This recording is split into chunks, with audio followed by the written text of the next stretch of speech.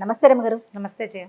రమగారు, ఇంటికి ఎవరైనా ఆడపిల్లలు కానీ లేకపోతే ముత్తైదువులు కానీ వచ్చి వెళ్ళిపోతున్నప్పుడు బొట్టు ఖచ్చితంగా పెట్టాలా? పెట్టకపోతే అదేమన్నా అంటే తప్పు కింద పరిగణించబడుతుందా? అంటే అనాదిగా మనకు తెలిసింది జయ, ఇవి పురాతనమైన పద్ధతులు. లక్ష్మీదేవి ఏ స్వరూపంలో ఉంటుందో తెలియదు మనకి.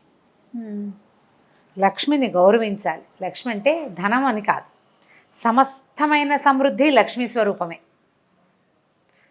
చదువుకుంటున్నాం, మనకు పుస్తకాలు లక్ష్మీ స్వరూపం. అవును, మరిన్ని పుస్తకాలు, మన పెన్నులు, మన పెన్సిల్, అదంతా లక్ష్మి సమృద్ధి. లక్ష్మి అంటే సమృద్ధి. మనకి ఒకటి కావాల్సి వస్తే దానికంటే ఎక్కువ ఉండేదంతా సమృద్ధే కదా. ఆరోగ్యం అంతే, ఐశ్వర్యం అంతే, ఇల్లంతే, వాకిళ్ళ సమస్తమైనవి బట్టలతో సహా ప్రతిదీ సమృద్ధి. ఈ సమృద్ధిని ఇచ్చేటువంటి ఆ శక్తి ఏ స్వరూపంలో గోచరిస్తుందో మనకి కనపడదు, మనకు తెలియదు.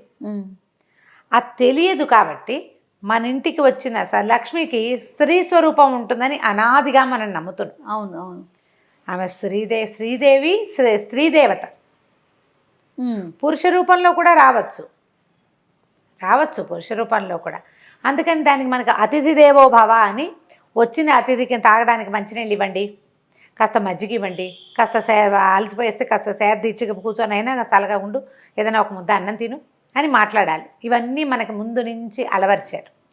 మగవాళ్ళు విష్ణు స్వరూపాలు, స్త్రీలు లక్ష్మీ స్వరూపాలు అని కూడా మనకి అలవాటు చేశారు. ఇప్పుడు ఈ వచ్చిన వాళ్ళు ఆడపిల్లలు కానీ, తర్వాత స్త్రీలు ఎవరైనా ముత్తైదులు కానీ వస్తే గౌరవించడం, వాళ్ళని ఎట్లా బొట్టు ఉంచటం, గౌరవించటం అంతే కదా. అవును, బొట్టుంచి ఏదైనా ఓ పండో, ఓ పువ్వో, రవికల బట్టో, ఓపిక ఉంటే ఇంకా ఏమిటో, అవన్నీ మన దగ్గర లేవు.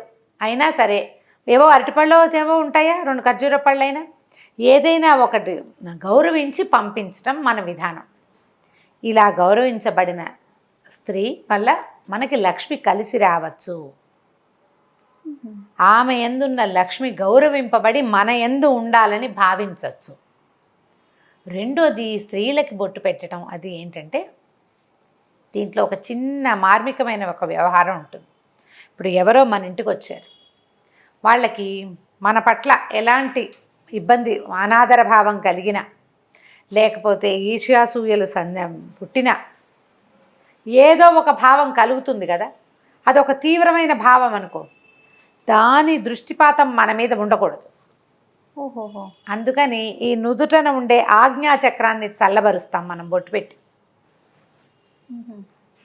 అది వాళ్ళ దృష్టి పాజిటివ్గా మన మీద ఉంటుంది.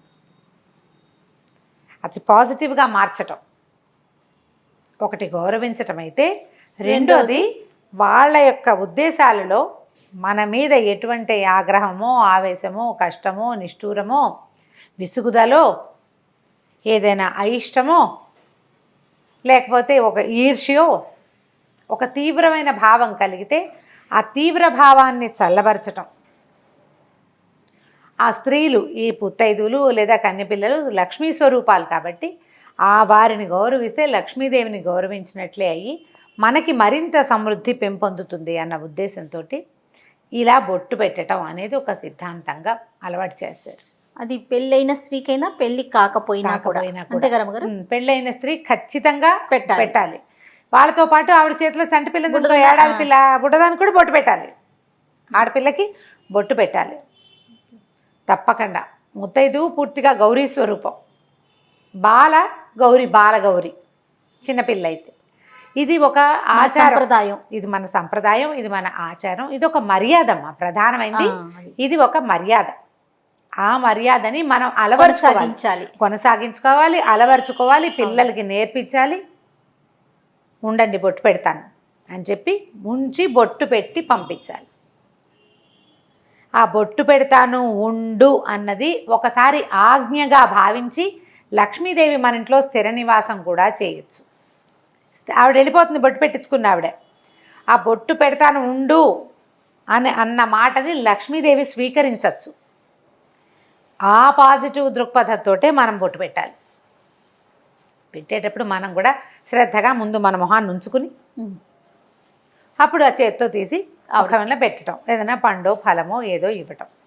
కుంకుమ పడిపోకుండా కాస్త జాగ్రత్తగా పెట్టడం. ఈ కుంకుమ అనేది మంగళ ద్రవ్యం, చాలా జాగ్రత్తగా ఉంచుకోవాల్సిన ఆ పద్ధతి. ఇవన్నీ కూడా మనకు ముందు నుంచి అలవర్చారు చూడు. కొన్ని మానేసాం మనం, కానీ కొన్ని మానల. అందులో ఈ బొట్టుంచే విధానాన్ని మానుకోలేదండి. అందరూ పెడతారు. అవును అవును, అందరూ బొట్టు పెడతారు. కాబట్టి తప్పకుండా ఈ విధానాన్ని ముందుకు తీసుకెళ్ళండి. తర్వాత ఇంకొకటి ఏంటో తెలుసా, దీంట్లో ఇంకొక మాట చెప్తా చూడు. ఇది నాకు చాలా రోజుల క్రితం అనసూయమ్మ గారిని మా ఇంటి దగ్గర ఉండేవారు, పెద్దవారు, భలే లక్షణంగా ఉండేవారు. ఆవిడ ఒకసారి చెప్పారు, బొట్టు పెడితే శక్తిపాతం జరుగుతుంది అని. అంటే ఇప్పుడు నాకు బొట్టు పెట్టావు నువ్వు, నాలో ఉన్న శక్తి, నాలో ఉండే సాత్వికమైన శక్తి అంశ ఏదైనా ఒకటి ఉంటే అది నీకు దొరుకుతుంది, అది నీకు లభిస్తుంది. శక్తిపాతం అంటారు దాన్ని. కొంతమంది మహానుభావులు, చాలా పెద్దవాళ్ళు, స్త్రీలు, చాలా పెద్ద ముత్తైదువులు వాళ్ళు వస్తే వాళ్ళ యొక్క 5వ తనము, వాళ్ళ యొక్క ఐశ్వర్యము, ఎక్కువ సంతానాభివృద్ధి ఉండటము, వంశాభివృద్ధి జరిగే లక్షణము, భగవంతుని యందు ఆకర్షితులయ్యే పద్ధతో, ఇతరుల పట్ల ప్రేమగా ఉండే ఒక మనస్తత్వం, ఒక సాత్వికమైన శక్తి మనకి లభిస్తుంది. అది ఎవరి నుంచి లభిస్తుందో మనకు తెలియదు. కాబట్టి అందరికీ బొట్టు పెడితే ఎవరో ఒకళ్ళ దగ్గర నుంచి ఆ సాత్విక శక్తి మనకి లభించడానికి అవకాశం ఉంది. రమ్మగారు, ఇప్పుడు మనకన్నా ఒక 10-15 సంవత్సరాలు పెద్దవారు అనుకోండి, వారికి కూడా మనం బొట్టు పెట్టొచ్చా? అందరికీ పెట్టచ్చు, అందరికీ పెట్టచ్చు. పెద్దవాళ్ళకి మనం బొట్టు పెట్టకూడదు అలాంటిది ఉండదు, ఎవరికైనా పెట్టచ్చు. ముసలి మా అమ్మలకి కూడా, అంత పెద్దవాళ్ళకి బొట్టు పెట్టే అవకాశం లభిస్తే భగవంతుడు మన మీద మంచి కరుణ చూపించినట్టు. బొట్టు పెట్టచ్చు, పసుపు రాయొచ్చు. పెద్దవాళ్ళు కూడా చిన్నపిల్లలకి ఎప్పుడు రాస్తారు పసుపు రాయటం, బొట్టు పెట్టడము? ఏదైనా వాళ్ళు నోవు చేసుకున్నారనుకో, ఓ 50 ఏళ్ళ ఆవిడ నోవు చేసుకుంది అనుకో, ఆ నోవుకి తాంబూలం తీసుకోవడానికి ఒక చిన్నపిల్ల, 16 ఏళ్ళ పిల్ల, కొత్తగా పెళ్ళైన పిల్ల వచ్చిందనుకో, 18 ఏళ్ళ పిల్ల, ఆ పిల్లకి పసుపు రాసి బొట్టు పెట్టి దాని కాళ్ళకి దండం కూడా పెట్టచ్చు. లక్ష్మీ స్వరూపంగా, సాక్షాత్ గౌరీ స్వరూపం లేదా సాక్షాత్ లక్ష్మీ స్వరూపంగా భావించి బాలకి కూడా, చంటి పిల్లకు కూడా, 2 ఏళ్ల చంటి పిల్లకు కూడా దండం పెట్టచ్చు. ఈ బొట్టు పెట్టేదానికి పెద్దగా వయసులో తేడా లేవు. వాళ్ళు బొట్టు ఉంచుకునే అలవాటు ఉన్న వాళ్ళు కావాలి, విధానం ఉన్న వాళ్ళు అయితే చాలు.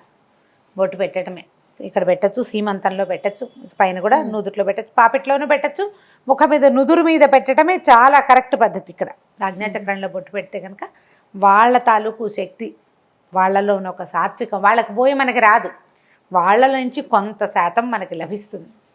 ఆ ఆలోచనతోటి ప్రతి వాళ్ళకి బొట్టు పెట్టడము, ఇది ఈ అలవాటు ఉంచుకుంటే బాగుంటుంది. తప్పకుండా రమ్మగారు. నమస్తే. నమస్తే.